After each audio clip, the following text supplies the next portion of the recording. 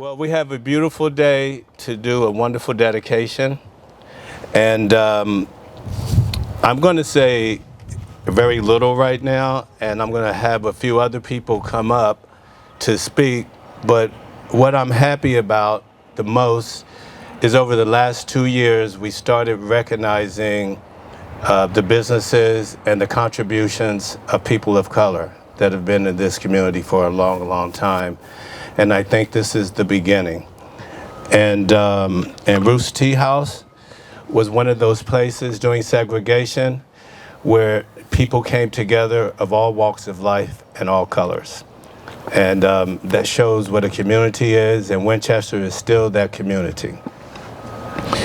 So first of all, I want to invite Mr. Richard Cook up. If you can come up and say a few words. Yes, sir. Brian Cook. Brian Cook, sorry. One of them. Set me straight. Brian, with a Y instead of I. Good morning, everyone. I'm glad to be in this number here, dedicating this to Miss Ruth Jackson and her daughter Vivian. Hold it closer to your mouth. Okay. Yeah, she won't be able to hear you if you don't. So I actually worked at the tea room doing little odds and ends, taking out trash, and every Friday I would take rabbits up on Cameron Street to a gentleman named Mr. Lee that butchered rabbits for the tea room. I think that was the only establishment here in town that sold rabbit. And I worked there. I was very diligent because I enjoyed the $4 a week that I made. He would give me 4 ones, and I would take it next door to his sister and get all changed so I could have something jiggling in my pocket. And I said, I've always loved that family. They've always been good to our family. And we lived one door between the tea room and our home place. And my father died when I was 4 years old, so I didn't know much about him. But the few things that I know, that he was good, and I really appreciate and love my mother because she raised 7 children on her own. And with the help of the tea room and Mr. Boyd, he would send sometime things to my mother. Her favorite thing was one Friday night she would have a club sandwich, and the next Friday night she would have one of the famous hamburgers, which none of the hamburgers in now can touch them. So I thank you, and I'm glad that the mayor here had me come up and spared my little choice, and I appreciate it, and I thank you very much. Thank you. Thank you for that. I would also like to invite Gwen Walker up to say a few words.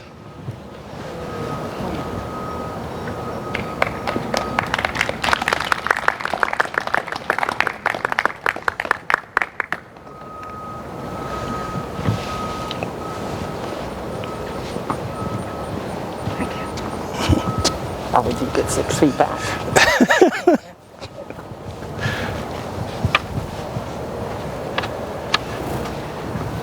Good morning. Morning. What a beautiful day again. It's a privilege and honor to be here. When integration began, history tells us it was integrated but separated. And I want to say that this is a great day in history to me. The events that Winchester City have actually been doing for the last few years, because you're making history, Winchester City. You are integrating the history, because African American history is your history. Your history is my history. Amen. And I do want to note that the tea room is also listed in the Green Book. And so if you ever get a copy or see a copy, make sure you at least look at it and note that. But it's a privilege and honor, and again, I thank the city of Winchester for being so forward and recognizing African American history, because it's certainly a part of all of our history. Thank you.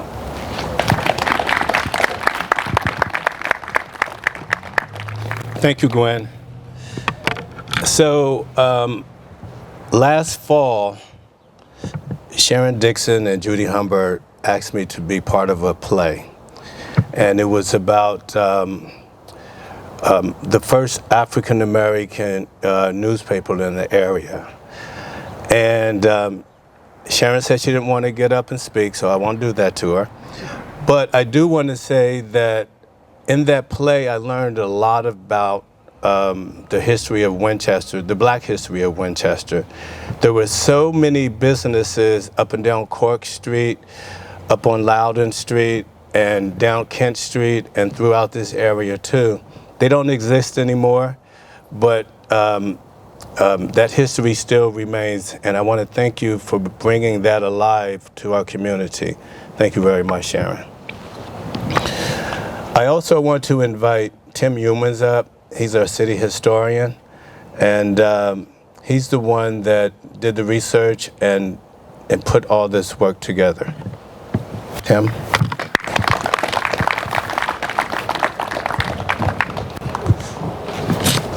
Thank you, Mayor, and thank you for everybody coming out. This is a wonderful day to celebrate the contribution of Ruth Jackson and her daughter, Vivian. I'm a member of the Historical Society, and I do want to put one plug in here at the beginning, and that is Becky Ebert, if you could raise your hand. Becky is the archivist at the Hanley Library down the basement, and she would love to hear some of those stories that a couple of you have shared already, so that she can do an oral history and enrich the what's already a fairly rich but untold history of African American contributions here in Winchester. So please consider doing that. This is a wonderful park. It's going to serve this immediate neighborhood well, but it's also right here on the Green Circle Trail, which heads down into the Town Run Canyon this direction and proceeds up to Old Town.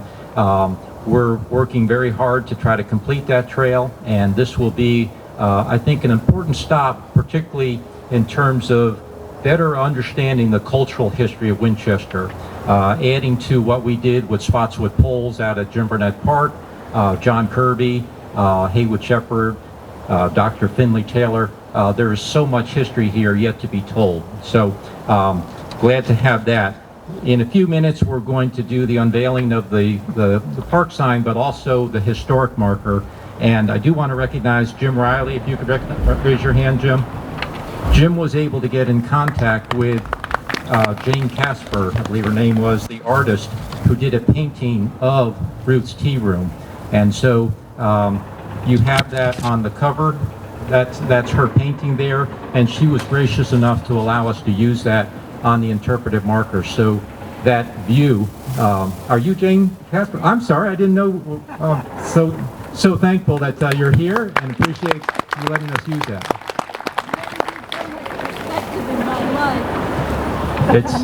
It's great that it's finally coming to fruition. And with that, I will turn it back over to the mayor. Thanks, Tim. I also want to thank all the guests that have come out. We have quite a few elected officials and a lot of important people. Vivian, your mother was truly special, and people have come out to recognize that. I guess now we'll have the unveiling.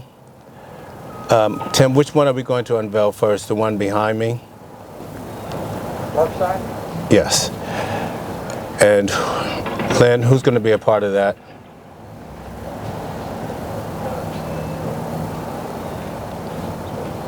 Bill Stewart?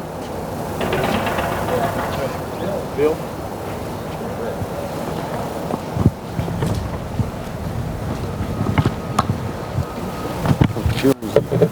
President of the board. Bill, did you want to say it? I'm Bill Stewart, and I'm president of the Parks and Rec Advisory Board, and we've worked on a lot of projects recently, but this day and this dedication is a highlight of the board's work. Thank you for coming out, and I hope you come back and enjoy this beautiful park. Let me just set it down.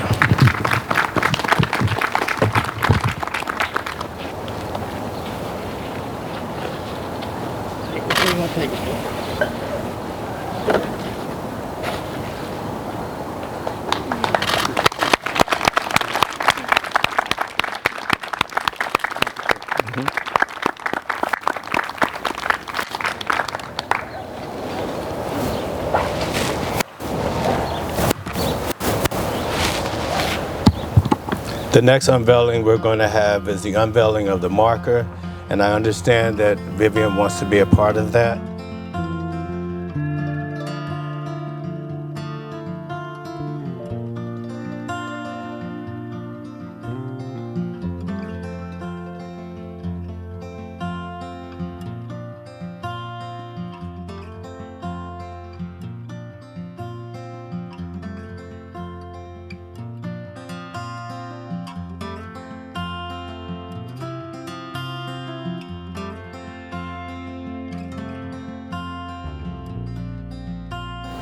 Before I make any closing remarks, is there anyone else that would like to come up and say a few words?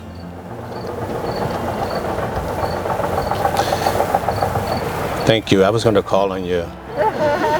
Because you should tell everyone about the story of the painting, because only a few of us heard it over there. Oh. Okay, here you go. And introduce yourself. Well, I painted that for Vivian because she was one of my best friends.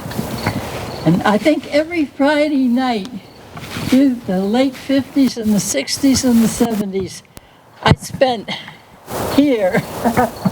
And it was also a mecca for the arts. The theater and the artistic people gathered here. And Ozzie Miller and Lynn Sams and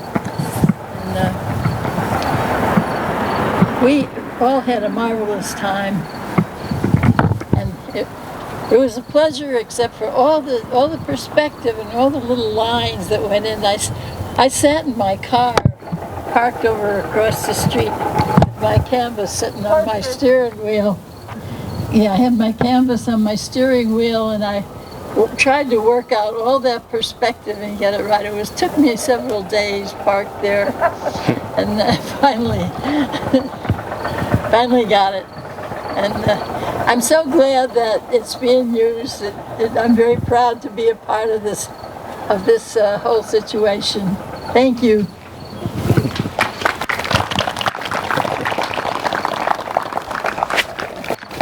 What she failed to remember is after she painted that, she gave Vivian the painting as a birthday gift. I just want to thank everyone for coming out. It's moments like these that show that we still have a little bit of normalcy in our society, and that people still care. Thank you, and be safe.